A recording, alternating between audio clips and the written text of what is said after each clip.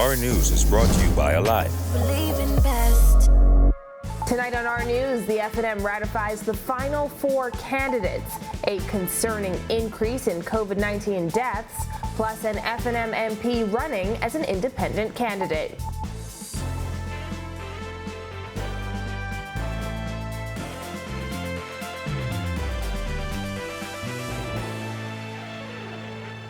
Welcome to Our News, and thanks for joining us. I'm Christina Dragovich. Topping news tonight, amid widespread speculation that there may be an early election, the Free National Movement ratified its final 4 candidates last night. With one supporter even ringing a bell, the party is in full campaign mode. Kyle Joaquin has the story. I want my story and the PLP to know. There was a lot of energy outside the F&M's council meeting in Stapleton Gardens last night. All for the party's final 4 candidates to be ratified for the upcoming general election. Among them, Deputy Prime Minister Desmond Bannister for Carmichael.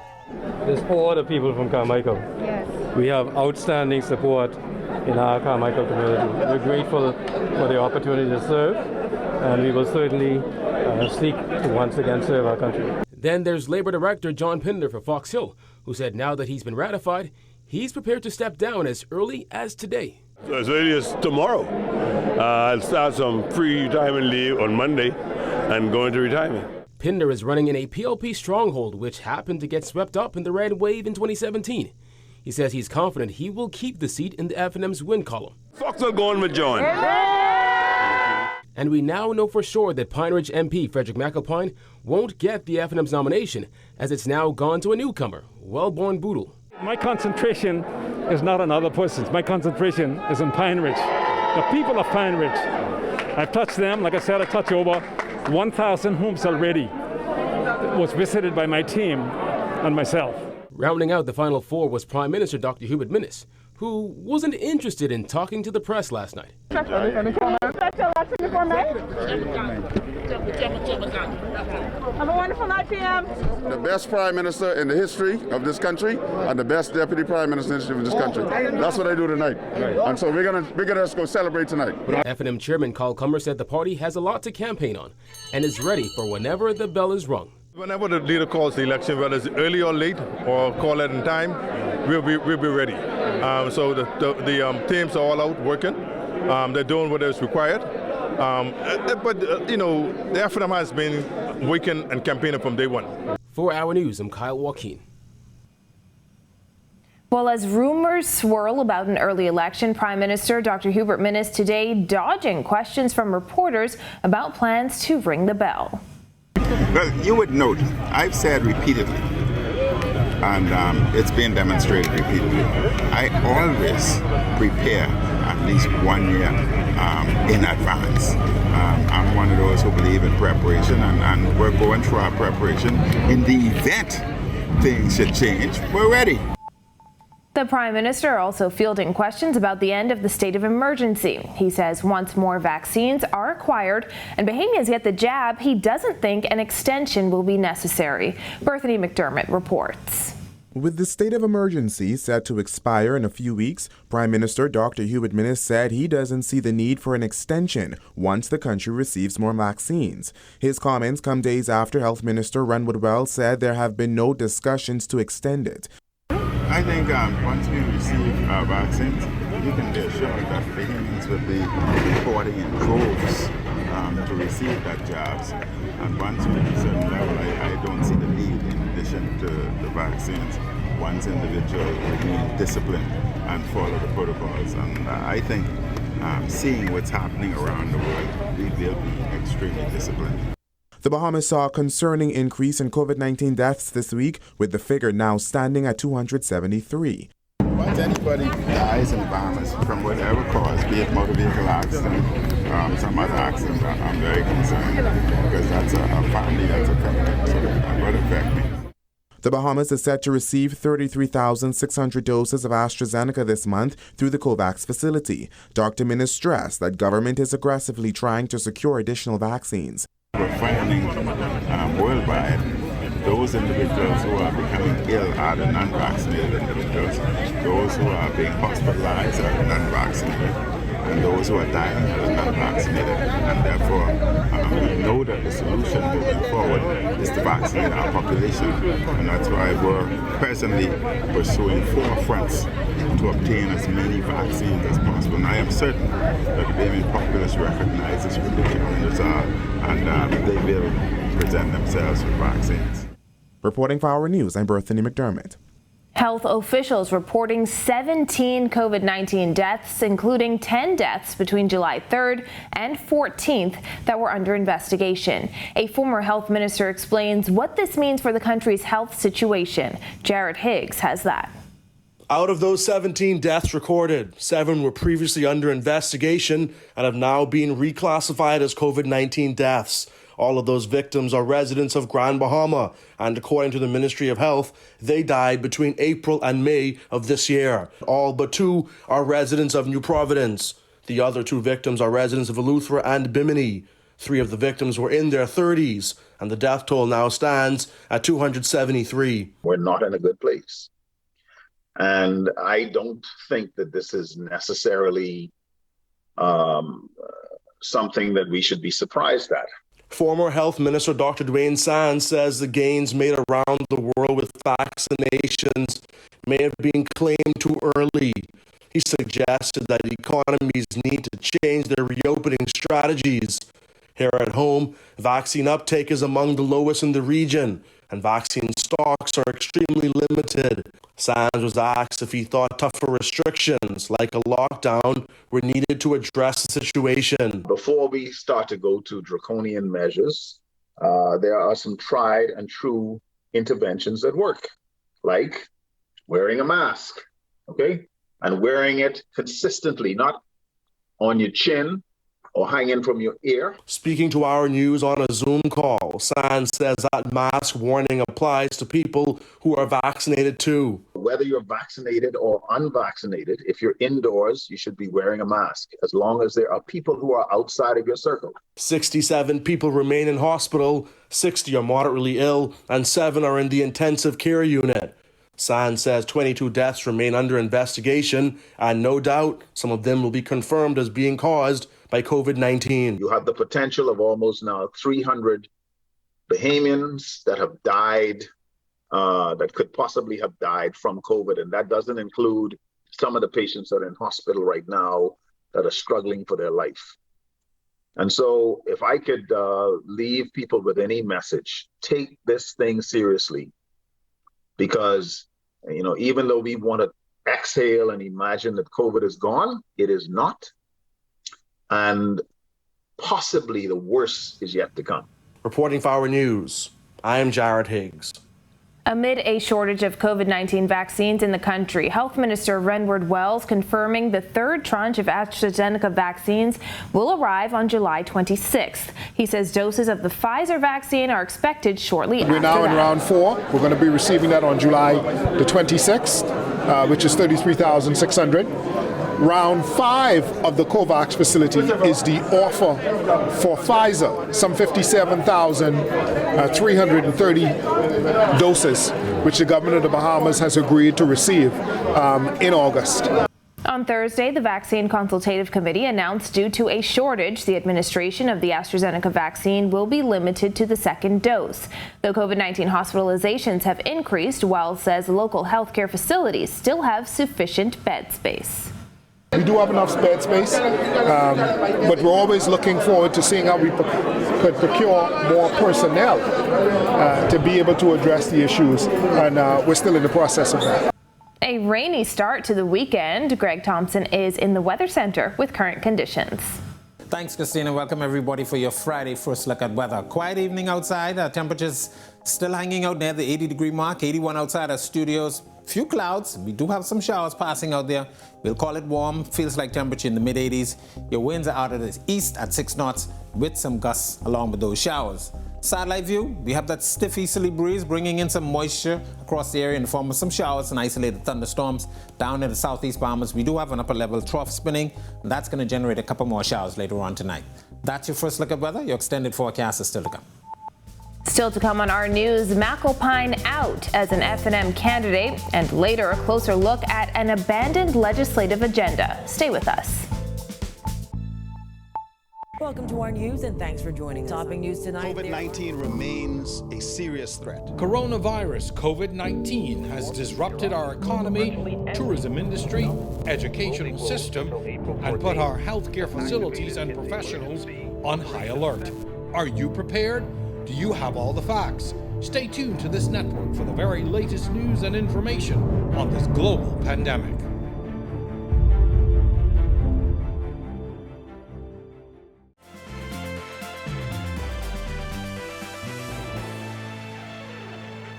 Pine Ridge MP Frederick McAlpine announcing this morning that he will run as an independent candidate in the next general election.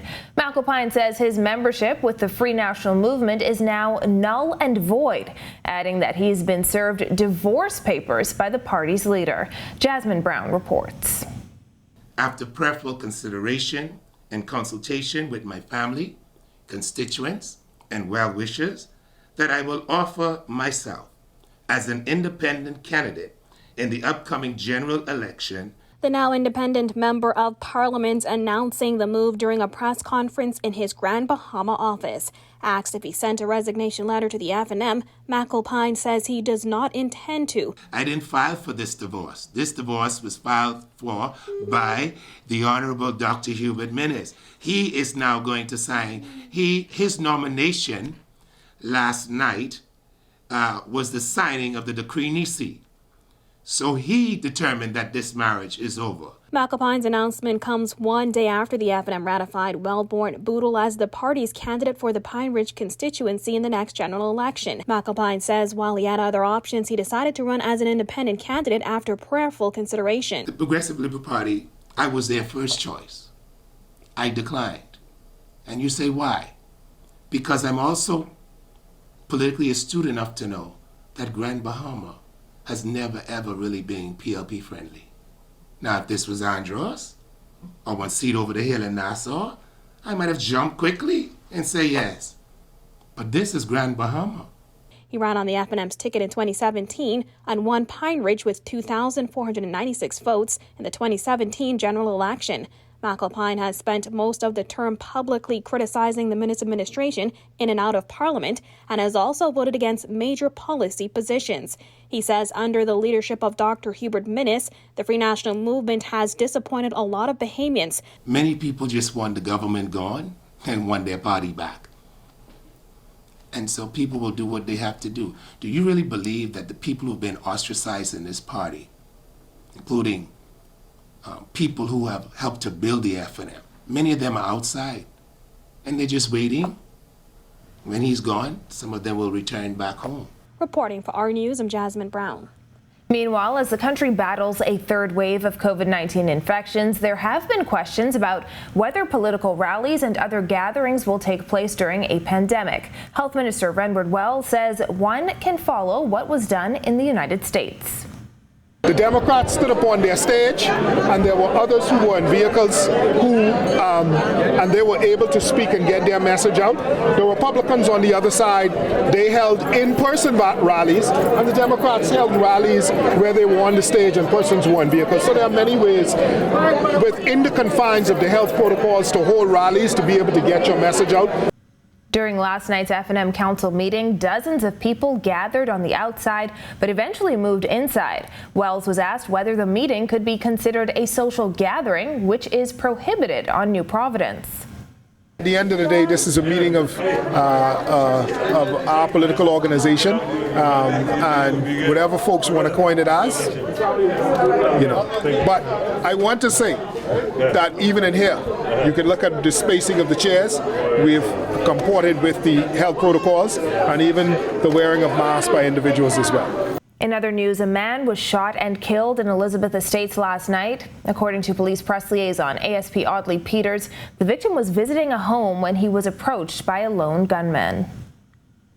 Shortly before 6 p.m., police received a report of a shooting incident that occurred on Mauritius Avenue, Elizabeth Estate. Officers responded, and on their arrival, they were led to the body of a male that was lying on the ground unresponsive with wounds consistent with gunshots. EMS personnel were called to the scene where they pronounced the man dead. Peter says he was attacked while visiting another home. Investigations revealed that this victim came to the resident to return an item when he was approached by a lone gunman who discharged a firearm in his direction, fatally wounding him. We're appealing to members of the public who may have any information in regard to this incident to contact the nearest police station or the Criminal Investigations Department at 502-9991 or 2. Neighbors and close family friends say the victim is Charlencio Demerit, also known as Bobby. They say this loss will be felt in the community. Still to come, meet the first Bahamian elected councilwoman of Miami Gardens. Stay with us. Welcome to our news and thanks for joining us. Topping news tonight. COVID-19 remains a serious threat. Coronavirus COVID-19 has disrupted our economy, tourism industry, educational system, and put our healthcare facilities and professionals on high alert. Are you prepared? Do you have all the facts? Stay tuned to this network for the very latest news and information on this global pandemic.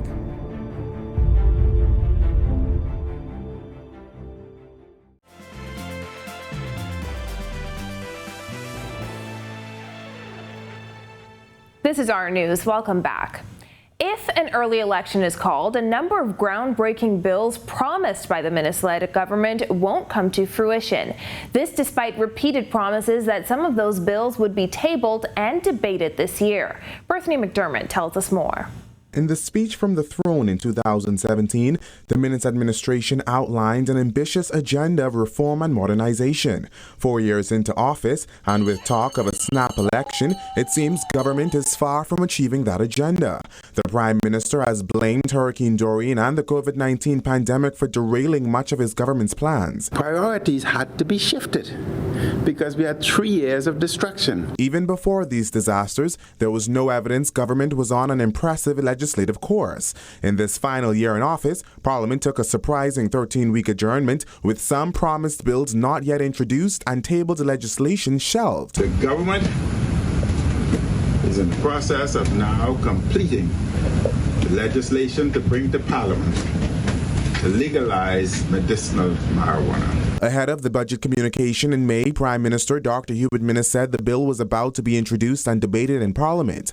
But that didn't happen. Another bill expected to hit Parliament was the medical emergency bill, which was promised by Attorney General Carl Bethel. We are very, very close to having a post-emergency orders bill, and that will allow the Minister, Prime Minister, will have an advisory committee, opposition members, government members, medical professions. The Bahamas has been in a state of emergency for more than 15 months, which gives wide-ranging powers to the Prime Minister as the competent authority. This bill would seek to regulate behavior in the ongoing global pandemic.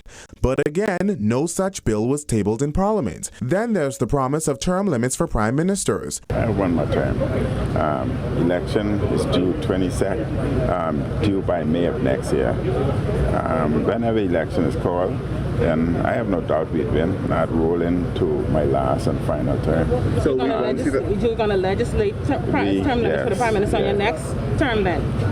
I would legislate it as quickly as possible. There's also the campaign finance bill and anti-corruption legislation that receives no parliamentary attention. It seems unlikely that any of these promises will be kept before the next election is called, as insiders have suggested that the current parliament won't actually meet on September 22nd.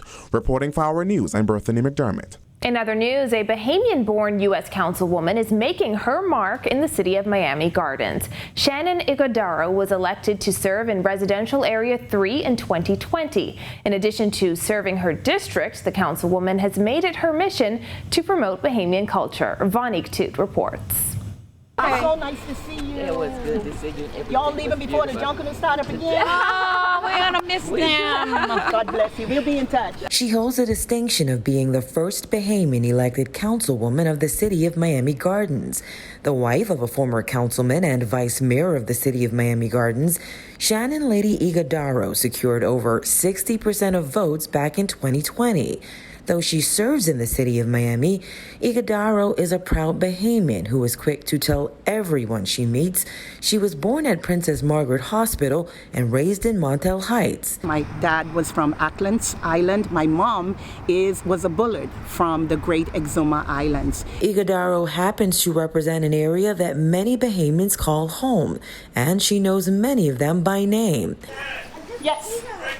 Thank you so much. God bless you. Thank you. I mean, the importance of culture cannot be overstated.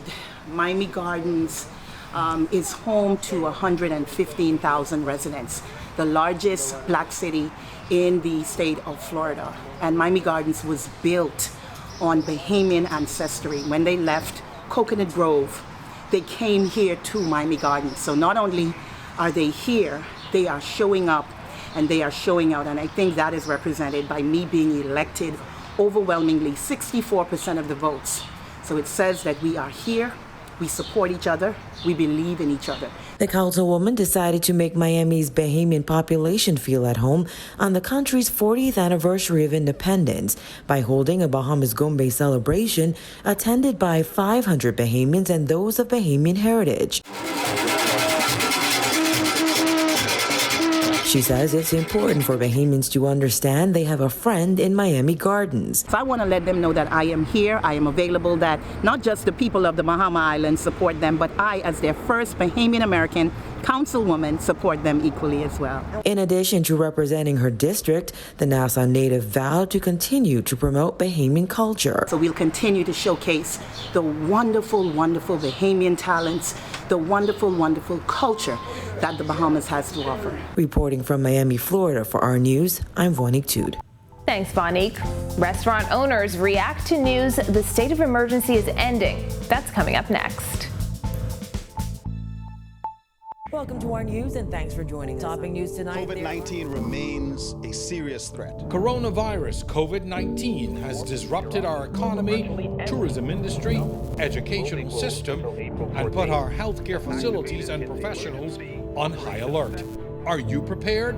Do you have all the facts? Stay tuned to this network for the very latest news and information on this global pandemic.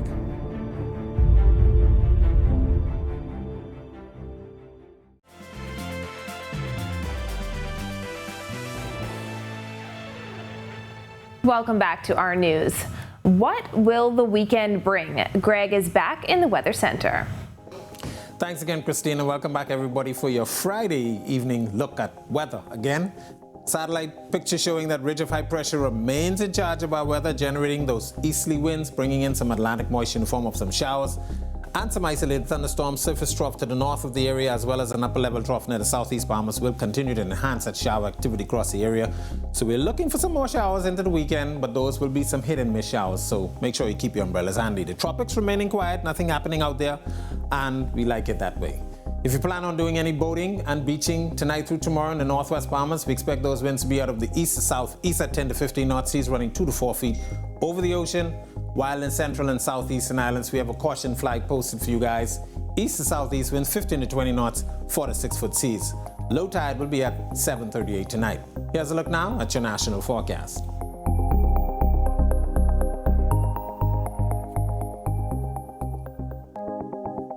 A look now at your extended forecast through Wednesday.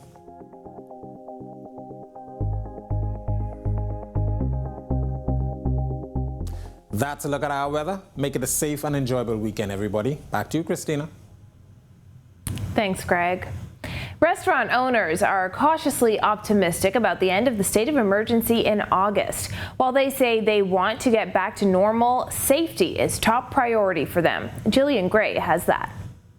The emergency orders are scheduled to end August 14th, which would do away with curfew and other COVID restrictions. Owner of Bon Vivant's Kyle Jones says while that spells good news for business, they'll be cautious before returning to normal as COVID won't go away when the emergency orders do.